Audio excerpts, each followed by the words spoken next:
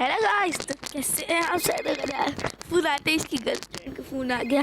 मुझे से इसके गर्लफ्रेंड का फ़ोन अटेंड नहीं करना चाहिए भाई। सबसे पहले तो कट कर तेरी गर्लफ्रेंड का, बाद में जो है मैंने देखता। तो आज हम बताने वाले हैं कि कैरिमिनाटी इल्यूमिनाटी है। मेरे को तो लगता है कैरिमिनाटी इल्यूमिनाटी है। अरे भाई तुझसे बात नहीं की मैंने, क्या कैरिमिनाटी इल्यूमिनाटी है? अगर इल्यूमिनाटी के बारे में नहीं पता तो मैं समझाता हूँ।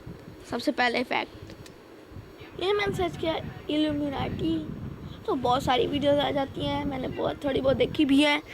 चला किसी किसी रैंडमली पे क्लिक कर देते हैं इस पे। चलो हमारे चैनल तो और मैंने स्टॉप किया।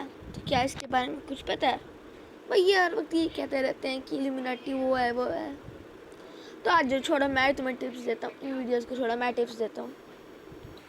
अरे भाई सुना, क्या कभी तुमने, मुझे एक बात बताओ भाई, क्या कभी तुम लोगों ने ट्रायंगल किया है? क्या कभी तुमने यो हनी सिंह वाला पॉज किया है? क्या कभी तुमने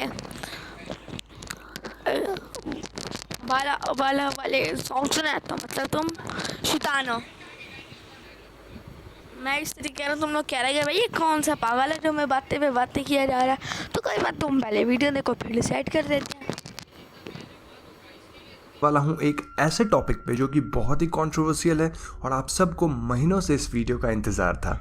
अब वीडियो का टाइटल देखकर आपने गेस तो कर ही लिया होगा कि ये वीडियो इल्यूमिनाटी के बारे में है, लेकिन इस वीडियो में खास बात यह है कि इसकी चलती बहुत सुबह निकलना है पनवेल। और मैं आप सबको बताऊंगा कि आखिर कैसे ये ग्रुप एक्टिव हुआ और कैसे इस ग्रुप की पतन भी हुई। तो हमारे दिमाग में कुछ कीवर्ड्स हमेशा आते हैं, जैसे conspiracies, reptilians, new world order, Saturn worship etcetera. और इसके साथ हम ये भी क्लेम करते हैं कि कई सेलिब्रिटीज और पॉलिटिशियंस इस ग्रुप का हिस्सा हैं। लेकिन इन क्लेम्स में से कितनी बातें सच हैं ये तो बहुत ही कम लोग जानते हैं, क्योंकि इन छुपे हुए राज को जानने के लिए हमें इल्यूमिनाटी को ढंग से समझना होगा। इसलिए मैं आपको ले चलता हूं सन 1776 में, जब बावेरियन इल्यूमिनाटी नामक एक सोसाइटी का ईसॉप द्वारा गठन किया गया था। जी हाँ, ये एक सीक्रेट सोसाइटी थी और एडम एक जर्मन लॉ प्रोफेसर थे जिन्हें एनलाइटमेंट की आइडियाज में काफ़ी भरोसा था। अगर हम इल्यूमिनाटी शब्द की ब्रेक डाउन करें तो ये बना है इल्यूमिनेट शब्द से, जिसका हिंदी में मतलब होता है स्पष्ट करना। तो इल्यूमिनाटी के मेंबर्स अपने आप को एक ऐसी इलाइट ग्रुप मानते थे जिन्हें लोगों के सामने कुछ आइडियोलॉजीज की स्पष्टीकरण करनी थी। तो इस ग्रुप के फाउंडर एडम ने अपने आइडियाज़ को उस समय के कुछ बहुत ही अमीर और जाने माने लोगों के साथ शेयर किया ताकि वो लोग मिलकर एक एलिट ग्रुप बना सके। अब दोस्तों, एडम का आइडिया हमारे समाज से अंधविश्वास को हटाने का था, क्योंकि उन दिनों लोग कुछ भी अजीब चीज़ों को मानने लगे थे। लेकिन एडम ने जिन बड़े लोगों के साथ हाथ मिलाया था उनका इरादा नेक नहीं था। वो लोग इन अंधविश्वासों को हटाकर एक अपनी ही न्यू वर्ल्ड ऑर्डर लाना चाहते थे, जहां वो अपनी पावर से दुनिया के सभी लोगों को कंट्रोल कर सके। अब कुछ 10 लोग मिलकर तो पूरी दुनिया को कंट्रोल नहीं कर सकते हैं, इसीलिए इस ग्रुप ने सीक्रेटली दुनिया के कई पावरफुल लोगों को अपनी सोसाइटी में शामिल करना शुरू कर दिया। कुछ लोग खुद ब खुद इस ग्रुप को ज्वाइन करने के लिए राजी हो गए और कुछ लोगों को ब्लैकमेल करके इस सोसाइटी में जबरदस्ती ज्वाइन करवाया गया। दोस्तों, आप ये बात जानकर हैरान हो जाएंगे कि उन दिनों इस सोसाइटी को प्रीस्ट्स ने भी ज्वाइन करा था, जिनके पास बहुत ही ज़्यादा पॉलिटिकल पावर्स होती थी। उनका इरादा बिल्कुल भी नेक नहीं था, क्योंकि ज्वाइन करते ही उन्होंने इस ग्रुप के फाउंडर एडम को ही यहाँ से बहिष्कृत किया और फिर दौर शुरू हुआ न्यू वर्ल्ड ऑर्डर का। एडम के जाते ही इस ग्रुप को ज्वाइन करने की क्राइटेरिया बिल्कुल चेंज कर दी गई, जहां इस ग्रुप को सिर्फ वही लोग ज्वाइन कर सकते थे जो या तो बहुत अमीर हो या फिर उनकी पहुंच काफ़ी ऊपर तक हो। फिर क्या था, हमें इस ग्रुप्स में कई पॉलिटिशियंस, बैंकर्स, डॉक्टर्स, किंग्स और ऐसे जाने माने लोग दिखने लगे जिनके एक इशारे पे लाखों लोग इन्फ्लुएंस हो सकते थे। अब यहीं से शुरुआत हुई न्यू वर्ल्ड ऑर्डर की। अब दोस्तों, मैं यहाँ किसी का नाम नहीं लेना चाहूँगा, क्योंकि मेरा ऐसा करते ही इस वीडियो को यूट्यूब से हटा दिया जाएगा। लेकिन मैं आपको इतना बता सकता हूँ कि कुछ बहुत ही फेमस फैमिलीज़ ने भी इस ग्रुप को ज्वाइन किया था, जो कि आज की डेट में भी वर्ल्ड इकोनॉमी को अपने बाएं हाथ से कंट्रोल करते हैं। तो धीरे धीरे ये ग्रुप स्ट्रांग होता गया और इनका पहला टारगेट था मोनार्की को ख़त्म करना। इन पावरफुल लोगों ने मिलकर कई जगह के राजाओं को उनकी गद्दी से हटाया और वहाँ के सारे सिस्टम पे अपना कंट्रोल बना लिया।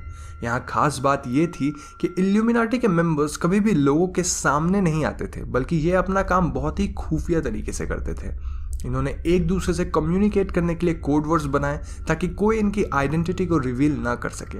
और इसके साथ ये हमेशा अपने एक पपेट को हाई पोस्ट्स पे अपॉइंट करते थे जो कि दुनिया के सामने आकर इनके लॉज को पास करता था। ये लोग वर्ल्ड इकोनॉमी को कंट्रोल करने लगे और इनकी पावर्स दिन ब दिन बढ़ती जा रही थी।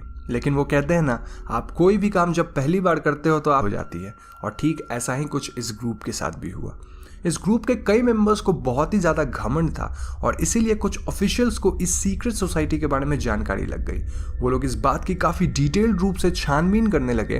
किसी भी तरह की सीक्रेट ग्रुपिज्म में इन्वॉल्व नहीं हो सकता है और पकड़े जाने पे उसे सजाए मौत तक हो सकती है, डिपेंडिंग ऑन उनका क्राइम कितना बड़ा है।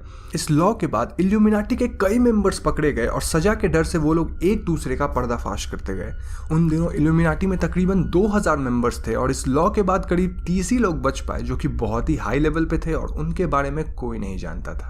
अब ऐसा हुआ कि अब ये लोग दूसरे देशों को वेपन सप्लाई करने का काम करने लगे और जब कभी भी कोई वॉर होता था तो उसमें इल्यूमिनाटी मेंबर्स की कमाई सबसे ज़्यादा होती थी।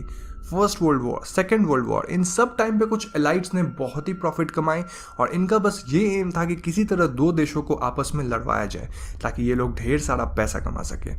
अब चूंकि इनकी पहुंच बहुत ऊपर तक थी और सारे काम सीक्रेटली होते थे, किसी को भनक भी नहीं लगी कि इल्यूमिनाटी बहुत ही पावर में आ चुकी है।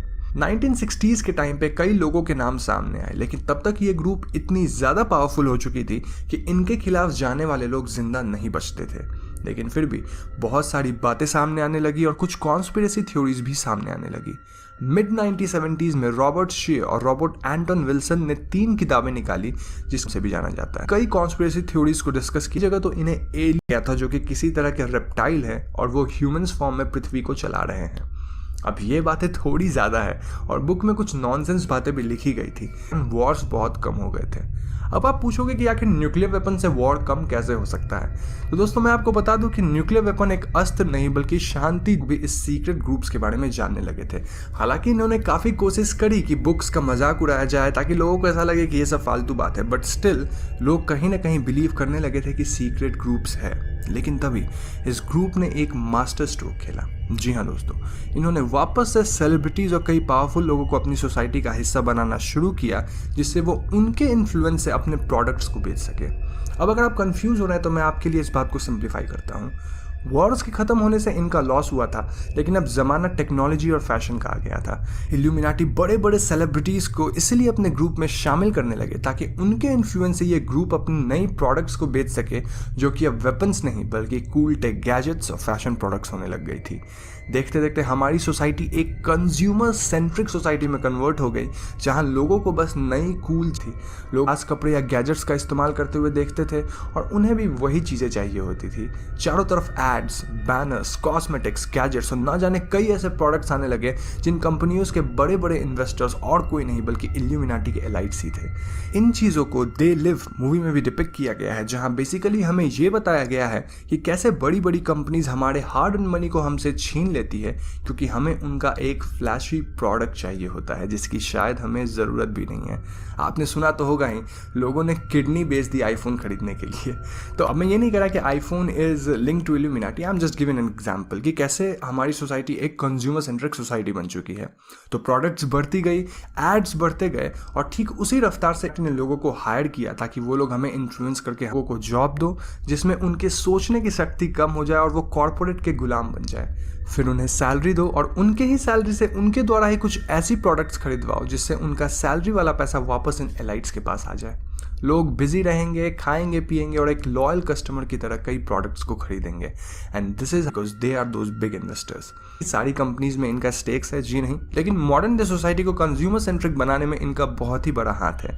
एंड आई हैव टू से कि वो बहुत हद तक अभी तक जो मैंने बताया समझ नहीं आएगा तो मैं सिंपल तरीके से बता देता हूँ। बड़ा सिंपल वे पढ़ा कि फर्स्ट है पढ़ा और तुम्हें कोई भी बंदा ट्रायंगल दिखाता है जो उसके साथ हो तो मान लेना वो इल्यूमिनाटी है। सेकंड, अगर वो थोड़ा अजीब बिहेव करे, मतलब कुछ अजीब सिंबल्स अगर वो तुम्हें दिखाए।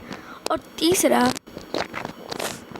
मैं नहीं बता, मतलब समझ लो अगर वो तुम्हें कुछ अजीब लगे और जो कि बहुत ज़्यादा गालियाँ दे। वेट अ मिनट, एक बंदा और भी है जो यूट्यूब पे गालियाँ देता है। कैरिमिनाटी है लेकिन वो इल्यूमिनाटी नहीं हो सकता। लेकिन आज उसकी कुछ वीडियोस देखी जाए और फिर इसका वो फैसला किया जाए।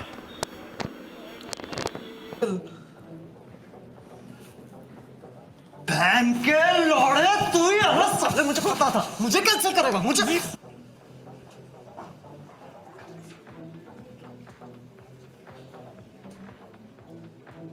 मुझे कैंसिल करेगा? बहन का लौड़े, टीचर मुझे कैंसिल करेगा? मैं बहुत सच कंपनी का मैनेजर हूं ये साले। फक।